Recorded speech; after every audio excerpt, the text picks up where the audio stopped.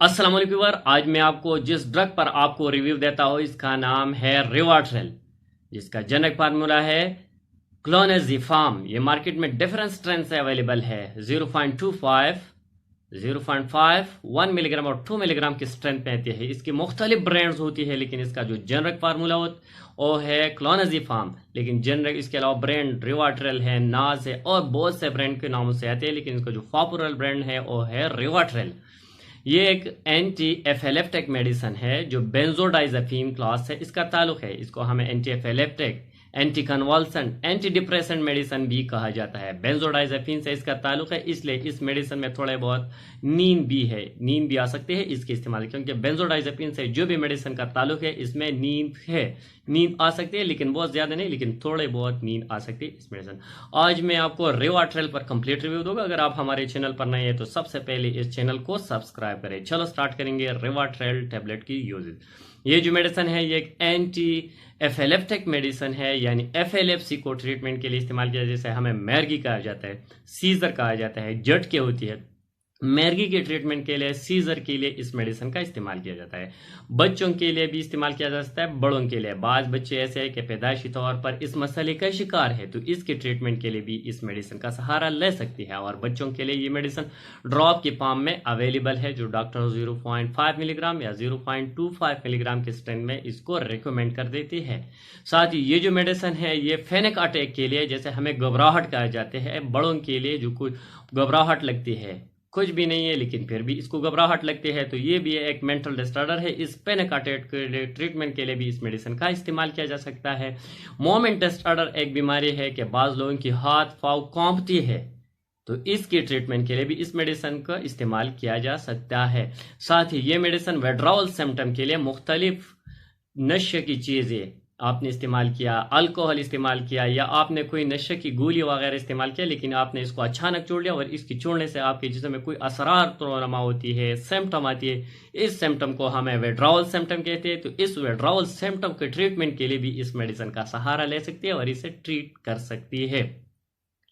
ये mental disorder के लिए भी इस्तेमाल किया जाता है। एंजाइटी होती है, जो मेंटल इलनेस होती है, अगर आपको इंसोम्निया हो, नींद की कमी है, तो नींद की कमी की पूरा करने के लिए भी इस मेडिसिन का इस्तेमाल किया जाता है। अगर आपको गुस्सा बहुत ज़्यादा आती है, तो गुस्सा भी एक मेंटल डिसऑर्डर है, तो इसके ट्रीटमेंट के लिए भी इस मेडिसिन का सहारा ले सकती है।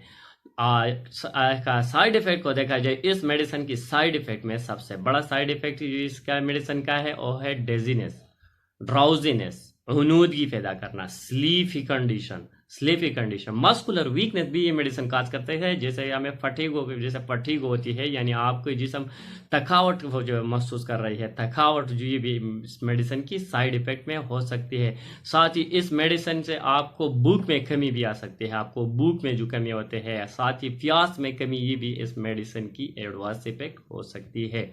साथ ही इस ये बात भी करना चाहिए कि इस मेडिसिन को अचानक कभी नहीं छोड़ना। अगर छोड़ना है तो आहिस्ता आहिस्ता छोड़ना है, ग्रेजुअली इस डोज को डिक्रीज करके फिर छोड़ना है, या आपके डॉक्टर से मशवरा करके डॉक्टर के डोज के मुताबिक छोड़ना है। अचानक इस मेडिसिन को नहीं छोड़ना है। अगर आपने लॉन्ग ड्यूरेशन के लिए इस मेडिसिन का इस्तेमाल किया तो फिर इसको अचानक नहीं छोड़ना। अगर आपने अचानक छोड़ा तो और बहुत से कॉम्प्लिकेशन पैदा कर सकती है।